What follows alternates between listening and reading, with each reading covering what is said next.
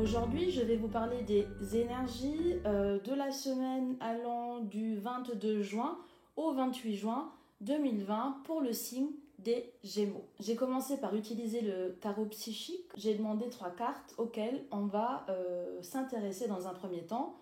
Ensuite, j'ai pris le tarot, en jeu de tarot quotidien. La première carte qui est sortie est la suivante.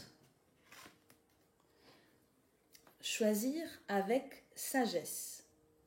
Donc ce message fait un petit peu écho aux énergies de la semaine passée, donc de la semaine du 15 au 21 juin, où je vous ai déjà indiqué qu'il fallait avancer prudemment, faire des choix, mais pas sans réfléchir avant aux conséquences de ces choix. Sur cette carte, on voit 5 mains. En fait, il y a un petit personnage qui est assis au bord d'un lac ou au bord de la mer et il peut prendre plusieurs directions. Donc, c'est ce que je vous ai déjà dit la semaine dernière. Pour certaines personnes qui m'écoutent, vous avez la possibilité de changer en ce moment le cours de votre vie. Ce changement affectera peut-être votre famille. Certaines femmes sont enceintes ou vont tomber enceintes. Pour d'autres, il y aura un changement au niveau professionnel et d'autres encore vont déménager. Pour certaines personnes, il y a sûrement encore d'autres possibilités ou toutes les possibilités à la fois. Souvent, les Gémeaux sont confrontés à de grands changements, de grands bouleversements d'un coup. Voilà. Puis, il y a également donc, ce personnage ici, il est assis et en fait, il tend ses mains vers le ciel. C'est comme s'il était prêt à accueillir le cadeau du ciel et en même temps, cette position nous fait penser à une position de réflexion. Donc, ce personnage est en train de méditer, de penser à son avenir et il essaye de peser les pour et les contre en fait pour effectuer la meilleure décision possible. Puis il y a également 2 oiseaux qui nous indiquent peut-être la liberté. Se libérer de certaines contraintes. Voler en direction de ce qu'on aime, de ce qu'on veut. Vous voyez ce doigt qui pointe vers l'avant ? Ne pas s'arrêter. Donc, il faut quand même faire attention parce que certaines personnes sont encore assez fermées. Pour pouvoir avancer et accueillir le changement, à un moment donné, il va falloir lâcher. D'accord ? Et généralement, on est accroché. Accroché à quoi ? Souvent, c'est au passé, aux bons souvenirs. On peut avoir 1000 mauvais souvenirs et un bon souvenir avec une personne. Souvent, on va juste s'accrocher aux bons souvenirs. Donc, attention à ça. Évitez d'agir de manière brusque et réfléchissez, encore une fois, avant d'agir. Ce qui est également important pour cette première carte, c'est de prendre le temps de vous demander ce que vous voulez vraiment. Quand, en fait, ici, cette carte nous indique qu'une décision doit être prise et que vous avez plusieurs possibilités. Or, quand vous avez toutes ces possibilités en tête, en fait, vous gaspillez un petit peu votre énergie et celle-ci se dirige dans tous les sens. Donc, au lieu de réfléchir, de peser les pour et les contre et vraiment de diriger toute votre énergie vers un seul objectif, eh ben, vous envoyez un petit peu d'énergie à droite et à gauche. Et donc, du coup, vous n'avancez pas. Parce que vraiment, il y a un petit peu cette énergie qui est dissipée et vous doutez. Donc, vous ne savez pas. Donc, prenez le temps de vous asseoir au calme. Peut-être aussi, si vous avez un partenaire ou si votre décision implique quelqu'un d'autre, de discuter avec la personne. Mais choisissez quand même le moment opportun. Et essayez de trouver la meilleure solution possible. Attention aux gens qui parfois se mêlent de votre vie et qui pensent tout savoir et qui pensent pouvoir vous dicter le comportement à adopter. Attention à ces personnes-là. vous pouvez écouter ce qu'elles ont à dire. Par contre, il ne faut pas suivre à la lettre ce qu'on vous dit de faire. Il faut vraiment que vous ayez votre propre avis sur la question et que vous fassiez en fait réellement ce qui vous fait plaisir, ce dont vous avez envie. Ensuite, nous avons cette deuxième carte sur laquelle on voit une petite famille, une maison, un arc-en-ciel. Et donc, cette carte est la carte des fondations et des réalisations. Donc, longtemps, comme je vous l'avais déjà dit, il y a certaines personnes ici qui ont souffert, sentimentalement parlant ou professionnellement parlant. Ça peut aussi être au niveau des amitiés, de la famille, mais je vois surtout des désillusions amoureuses. Maintenant, en fait, le vent est en train de changer en votre faveur. La majorité des cartes que l'on retrouve ici reflètent les énergies qui sont sorties pour le mois de juin et pour la semaine du 15 au 21 juin. Donc on retrouve les mêmes idées à travers d'autres cartes et parfois même à travers les mêmes cartes qui sont sorties. Donc là, la plupart d'entre vous, en tout cas une grande majorité, c'est exactement ce qu'elle veut. Donc vous savez quels sont vos objectifs, ils ont été fixés. Il y a peut-être encore quelques petits détails qu'il faut ajuster. Il faut se mettre d'accord sur certaines choses, mais vous savez exactement vers où vous vous dirigez, quelle direction vous voulez prendre. Et en fait, la direction vers laquelle vous êtes tourné semble être la bonne, puisque, regardez, il y a ces trois personnages qui ils nous tournent le dos, mais qui regardent en fait l'arc-en-ciel. Donc l'arc-en-ciel ici est non seulement synonyme de nouveauté, mais également de joie, d'amour, de bonheur. Ces trois personnages ne sont plus retournés vers le passé, mais ils regardent droit devant, en direction de leur foyer, de leur maison. Cette carte fait vraiment beaucoup référence à une fondation solide pour une relation, pour une famille, pour l'achat d'une maison, pour la venue au monde d'un enfant. La femme protège son enfant, mais en même temps, elle tient la main de l'homme. Donc il y a cette unité, même cette trinité. Donc encore une fois, j'insiste, je sais que je l'ai déjà dit plusieurs fois, mais il y a l'idée de la famille, de l'enfant ici, qui apparaît. Donc c'est vraiment une période propice pour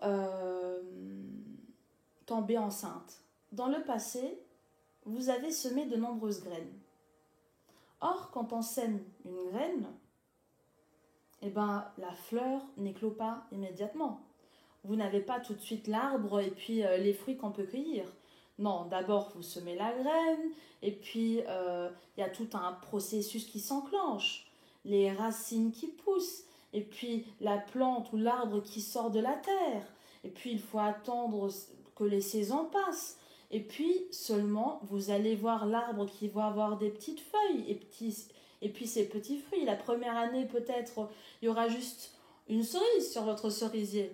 Par contre, 2 ou 3 ans après, votre cerisier peut être rempli de cerises. Il y en aura tellement que vous ne pourrez pas toutes les manger. Voilà. Ici, cette carte nous annonce que dans le passé, vous avez semé vos petites graines et que maintenant arrive le temps de cueillir les fruits de votre travail. Peu importe le domaine auquel je fais référence. Oui, c'est ce à quoi vous pensez exactement maintenant. Vous allez cueillir les fruits de votre travail. Voilà. Mais pour accueillir et cueillir les fruits, vous devez arrêter de rester focalisé sur le passé. Encore une fois, vous devez vous ouvrir à la nouveauté. Donc, comment s'ouvrir à la nouveauté ? En lâchant prise. En arrêtant de penser jour et nuit à ce qui s'est passé, aux blessures que vous avez, à ce que certaines personnes vous ont fait endurer. Certes, ces blessures sont là, mais ces blessures font de vous ce que vous êtes aujourd'hui. Il faut juste accepter leur présence et vous dire que ces blessures, tous ces événements malheureux que vous avez traversés font de vous une personne plus forte. Vous avez appris certaines choses. Vous avez tiré des leçons de ces expériences négatives. Et aujourd'hui, vous avancez dans la vie avec un nouvel apprentissage. Et donc, au lieu de rester fixé sur le négatif, dites-vous que grâce à ces expériences-là, aujourd'hui, vous avez les yeux bien ouverts, que ça ne vous arrivera plus, que vous êtes prêt à accueillir la nouveauté, à accueillir les fruits. Passons à la troisième carte, qui est celle de la réalisation des souhaits. Donc encore une fois, une carte qui est très jolie. Vous voyez un personnage qui respire une fleur. Donc il y a cette communion avec la nature. Et dans ses mains, donc oui, il s'agit d'une femme, elle tient 2 rouleaux. En fait, ça me fait penser aux 10 commandements. En fait, cette femme sait exactement ce qu'elle veut et elle est tellement sûre qu'elle l'a rédigé et qu'elle va l'enfermer dans un coffre. Donc, ce qui est important aussi, je ne sais pas si je l'ai déjà dit, mais en fait, quand vous avez des souhaits, bon, vous connaissez sûrement la théorie de la visualisation. Moi, je trouve que c'est encore beaucoup plus efficace de l'écrire. Il y a beaucoup de conférenciers qui parlent aussi de ça. Quand vous avez des souhaits, écrivez-les sur un bout de papier. Prenez un carnet, un cahier qui traîne chez vous. Vous prenez un stylo, vous vous installez au calme et vous écrivez tout ce que vous voulez dans la vie. Il y en a certains même qui disent qu'il faut écrire 300 choses en fait. Vous pouvez être détaillé, hein, parce que plus c'est détaillé, mieux c'est. En plus, il faudrait lire cette liste de souhaits le matin, au réveil, au lieu de prendre votre téléphone portable et de regarder ce qui se passe sur Facebook ou sur Instagram. Prenez cette liste, la liste de ce que vous voulez vraiment dans la vie. Vous prenez 5 minutes, vous la lisez. Le soir, avant de vous coucher, vous prenez cette liste, vous la lisez, vous vous endormez avec ces idées en tête et vous faites cela tous les jours. Tous les jours. Parce que cela va aider à attirer à vous ce que vous voulez. Donc moi aussi, je suis en train de le faire. Je ne suis pas une spécialiste, hein. Je lis beaucoup. Et donc là, j'ai lu ce conseil sur Internet, dans certains ouvrages. À chaque fois, il y a ce même conseil qui revient. Donc je vais essayer, faites-le et dites-moi si ça marche. Moi, en tout cas, je reste positive. Et la dernière carte qui est sortie, c'est la carte la plus positive de tous les arcanes mineurs. Il s'agit de la carte de la réalisation des souhaits. En fait, cette carte nous indique que, encore une fois, vous allez cueillir les fruits. Ces 2 cartes ici sont très positives et nous annoncent une période de paix, de bonheur. Au niveau affectif, il y a l'harmonie qui règne dans votre couple. Même pour la santé, bon, je n'aime pas parler de la santé, mais même pour la santé, cette carte, encore une fois, cette carte annonce une guérison. Donc, vous êtes sur la bonne voie. La seule condition pour pouvoir profiter de tout cela, c'est de lâcher prise. Lâchez prise, arrêtez de penser au passé et concentrez-vous sur l'ici et le maintenant, sur le futur si vous voulez, mais c'est surtout le moment présent qui compte. Comme je l'ai déjà indiqué au début de la vidéo, j'ai pris un tarot pour clarifier les 3 cartes de la semaine du 22 au 28 juin. La première carte qui est sortie à l'envers. Il s'agit du chevalier de denier. En fait, il s'agit d'une carte qui nous indique un moment de stagnation, surtout de paresse, et puis des projets qui n'avancent pas. Par contre, comme cette carte-là est accompagnée de 2 cartes fortement positives, cette carte se transforme juste en une petite parenthèse. Et il s'agit justement de cette parenthèse-là. Donc prenez le temps de réfléchir parce que à l'avenir, de bonnes surprises vous attendent. Donc regardez, lors de ce tirage, il y a 4 arcanes majeurs qui sont sortis. Donc l'énergie est vraiment très forte en ce moment et surtout positive. La carte du soleil est l'une aussi des meilleures cartes du tarot. Donc déjà, encore une fois, je suis désolée de vous le redire, mais il y a cette carte peut faire référence à la naissance d'un enfant. Puis il y a aussi donc la lumière, l'amour. Pour certaines personnes, cela signifie... En fait, cette carte nous indique que certaines personnes vont faire une rencontre qui est destinée à aboutir à une relation harmonieuse, heureuse. Pour d'autres, il y aura la naissance d'un enfant. Niveau professionnel, au niveau financier, au niveau de la santé, cette carte n'indique que du positif. D'accord? La guérison, les gains, l'argent, le bien-être, tout ce en fait dont on rêve presque. Peut-être pas tout en même temps, hein, mais en tout cas, elle nous indique que des changements positifs sont sur le point d'arriver dans votre vie.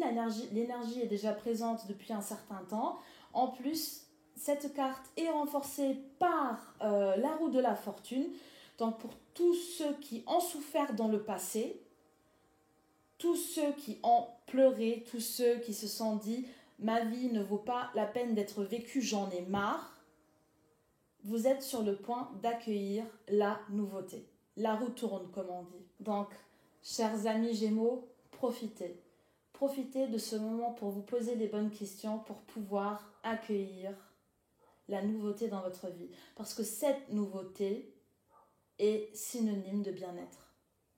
Et donc cette roue de la fortune, au niveau sentimental, en fait, elle ne fait que renforcer le message du soleil, hein, de la carte du soleil.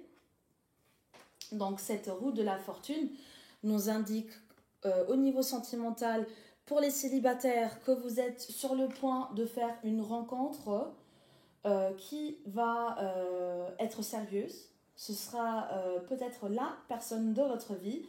Ces 2 cartes le disent, d'accord? Et pour ceux qui sont ensemble depuis un certain temps, soit donc il y aura la venue au monde d'un enfant, ou bien encore vous allez avancer dans votre relation, il y aura peut-être des fiançailles et pour d'autres même un mariage assez rapidement. En ce qui concerne le plan professionnel, à nouveau, vous allez récolter ce que vous avez semé.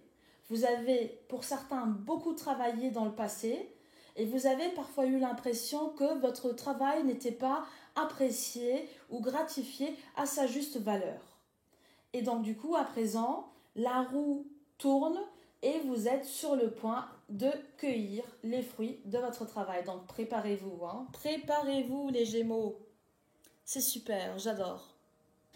Et encore une fois, parce que cette carte elle est aussi très très bonne et en connexion avec la carte du soleil, les 2 cartes nous indiquent qu'il y aura des gains d'argent. Je ne sais pas si ce sont de grandes sommes, en tout cas, pour certains, il y a de l'argent qui va rentrer de manière inespérée. Vous ne vous attendiez pas à cette somme d'argent et elle va venir. Quelle bonne nouvelle! Quelle bonne nouvelle! Puis, vous avez donc ici pour la carte des fondations et réalisations, il y a la carte de la force et le 4 d'épée. Le 4 d'épée, cette carte est également sortie la semaine dernière. Hein. Il s'agit d'une carte, donc, comme je l'avais dit, qui à premier abord fait un petit peu peur, hein, mais il s'agit d'une personne qui est en voie de guérison. Et toutes ces cartes nous indiquent la même chose. Vous êtes en voie de guérison. Après les blessures, après la douleur, place à la guérison, place à la paix intérieure, place à la nouveauté. Donc, c'est fantastique. Par contre, il faut toujours faire preuve de prudence. Quand il s'agit de décisions importantes, mieux vaut réfléchir un petit peu plus et être sûr de la décision qu'on prend, au lieu de se précipiter dans un choix et de regretter par la suite. Et les Gémeaux, c'est souvent comme ça. On a envie de tout faire. Et puis on est enthousiasmé par chaque nouvelle idée, on a envie de se lancer. Et puis souvent, on est impulsif. Et donc, on agit sans vraiment creuser la question et on finit par le regretter. Donc, prenez le temps vraiment de savoir ce que vous voulez parce que tout est sur le point d'arriver. En plus, je le vois ici, là, je viens tout juste de le remarquer. Donc, la carte ici, numéro 4, fondation et réalisation.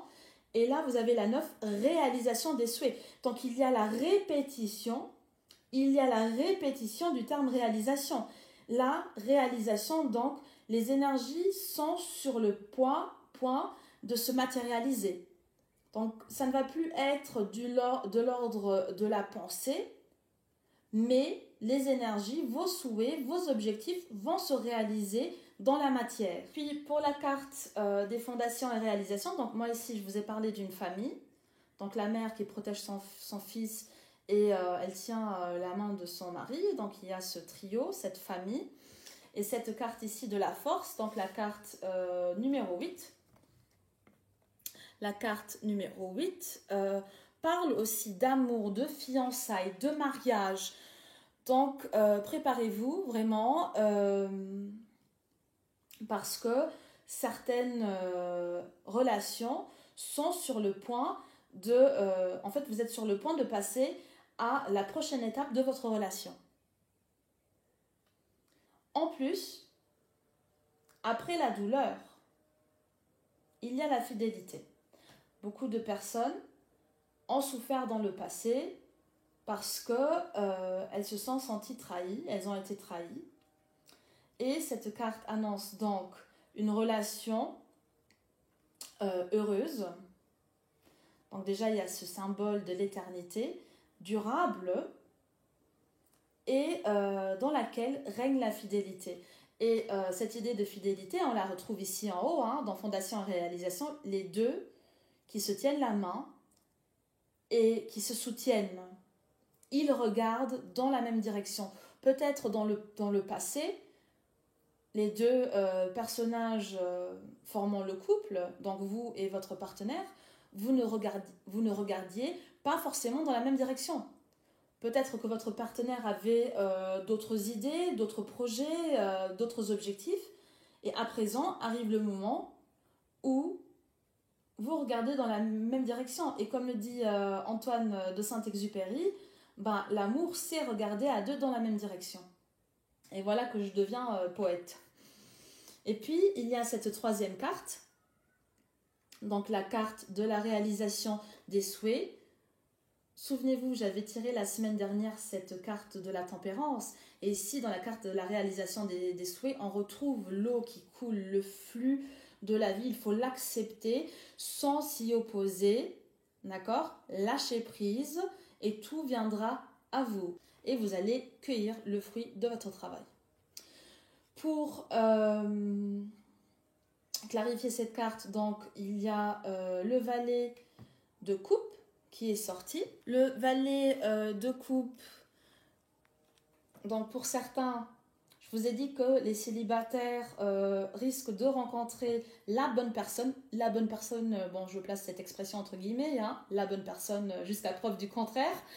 Mais en tout cas ici, vous avez à nouveau l'idée, il s'agit d'un jeune admirateur en fait, d'un amoureux, donc sincère, très important. Donc ce n'est pas une personne qui va vous la jouer à l'envers, mais il s'agit d'une offre en fait, d'amour. Donc cette carte, il y a une personne qui va donc nous avons ici la confirmation que les célibataires, vous allez rencontrer quelqu'un, d'accord?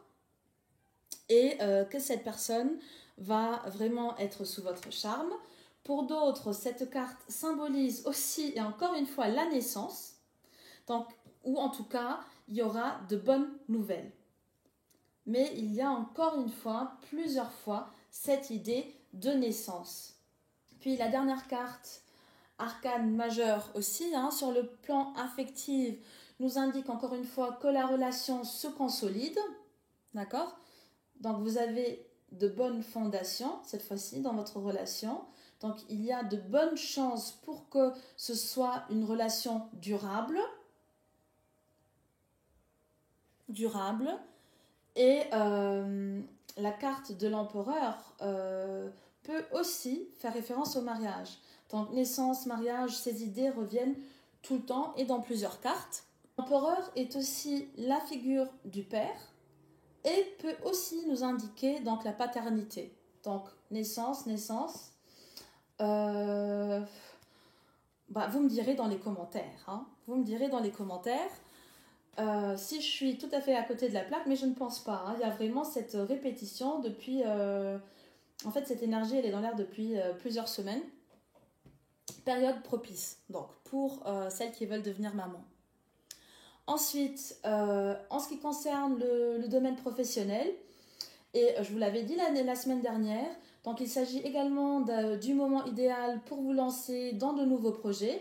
Pour ceux qui ont des idées, pour ceux qui ont l'opportunité de se lancer dans un projet de longue date, faites-le. Si vous avez une proposition de travail ou si vous pouvez, peu importe. Si vous avez la possibilité de changer et que vous avez envie de changer, faites-le. Donc je parle du domaine professionnel. Et cette carte peut aussi symboliser la rentrée d'argent. Donc il y en a certains qui vont gagner de l'argent de manière inattendue. Donc nous avons la répétition ici de cette idée-là.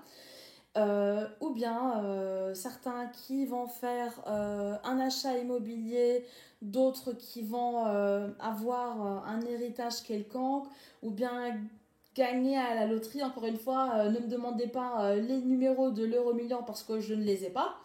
Mais cette carte nous indique que de l'argent va entrer. Je termine la dernière partie de cette lecture en vous parlant de la dernière carte du paquet. Il s'agit du monde. Donc il s'agit vraiment d'une carte très positive. En fait, vous avez eu les cartes les plus positives ici. Le soleil, la roue de la fortune, je l'aime beaucoup aussi parce qu'elle nous indique toujours un changement positif ici. Et la carte du monde. En fait, la carte du monde, à nouveau, nous parle d'une union heureuse, durable. C'est comme si elle était en fait protégée par le destin. C'est comme si vous n'aviez plus rien à craindre en fait. Et en même temps, elle nous parle aussi de la venue au monde d'un enfant. Oh mon Dieu, oui, je dis tout le temps la même chose, mais excusez-moi, ce sont les cartes. Et niveau travail aussi, elle nous confirme les initiatives heureuses couronnées de succès. Donc vous avez un projet, je le répète, foncez, si vous le pouvez. Et au niveau financier, des gains. Parfois vous avez un projet, vous avez des idées, vous avez envie de réaliser ou de vous lancer dans une entreprise. Par contre, il vous manque le capital. Cette carte nous indique que d'une manière ou d'une autre, l'argent il va venir à vous et que vous allez pouvoir réaliser ce projet. Je ne sais pas de quel projet il s'agit, ni de quelle somme il s'agit. En tout cas, c'est l'idée générée par les cartes. Voilà. Tout à l'heure, j'ai oublié de vous parler de cette carte-ci. Donc, la dernière carte du paquet du tarot psychique. Donc, il s'agit de cette carte-ci. Donc, de la carte de la planification et de la patience. J'adore. Donc, j'avais déjà dit la semaine dernière. En ce moment, donc, vous faites preuve de patience. Vous êtes en train de réfléchir, mais aussi en train de planifier. Voilà, là, il y a l'orage chez moi, donc c'est le ciel qui confirme ce que je dis. Donc, c'est la planification avant le passage à l'acte. Puis finalement, j'ai demandé une carte de l'oracle allemand, un petit oracle allemand que j'apprécie. C'est un oracle qui est censé nous donner de la motivation. Donc regardez, tout va bien. Prenez le temps de respirer. Et donc il y a un petit conseil en fait pour cette semaine du 22 au 28 juin 2020. Et en fait, bon, je ne vais pas vous le lire en allemand, mais je vais vous faire la traduction. La carte, en fait, vous invite à vous débarrasser de certaines vieilleries, si je peux le dire comme ça. C'est-à-dire que parfois, par exemple, imaginez, je vous donne un exemple bien précis. Vous avez perdu 20 kilos. Vous avez perdu 20 kilos, vous vous sentez mieux dans votre peau. Par contre, vous avez encore les vieux habits qui traînent dans votre placard. Pourquoi est-ce que vous ne les jetez pas? Oui, mais si jamais un jour je grossis, non. Donc vous êtes tout le temps, c'est comme si vous étiez enchaîné à cette idée-là. Débarrassez-vous de cela. Donc faites un petit peu du rangement, parce qu'à chaque fois qu'on jette quelque chose, il ne faut pas forcément jeter à la poubelle. On peut donner nos habits. Ici, par exemple, dans le pays dans lequel j'habite, il y a des conteneurs dans lesquels on peut introduire les habits et puis on va les donner aux personnes défavorisées. Ou bien, vous pouvez aussi vous pouvez faire une petite annonce sur Facebook. Il y a des gens qui viennent chercher vos affaires, les affaires dont vous n'avez plus besoin. Donc, essayez chaque jour de vous débarrasser de quelque chose dont vous n'avez pas besoin ou plus besoin. Donc ça peut être un vêtement ou bien un objet de décoration ou bien un cadeau qu'on vous a fait et que vous avez rangé dans une armoire et que vous n'utilisez pas, vous n'aimez pas. Donc faites un petit peu du rangement, parce qu'à chaque fois qu'on jette quelque chose ou qu'on donne quelque chose, je préfère donner à jeter, à part vraiment quand c'est fichu et que ce n'est plus utilisable. En fait, on se libère en quelque sorte d'un poids. Donc si vous avez des objets, par exemple, des objets qui vous font penser à certains épisodes négatifs de votre vie, eh ben, débarrassez-vous de ces objets. Débarrassez-vous de ces objets.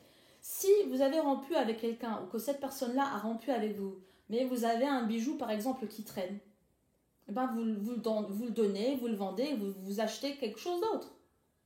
Pourquoi le garder? Parce qu'à chaque fois que vous le regarderez, que vous le porterez, eh ben vous allez avoir mal. En fait, vous vous faites souffrir tout seul. Et on n'a pas besoin de ça. Vraiment, il faut se libérer du passé, lâcher prise, pour accueillir tous les fruits qui ne demandent qu'à être cueillis. Voilà, j'ai beaucoup parlé. J'espère que vous avez aimé.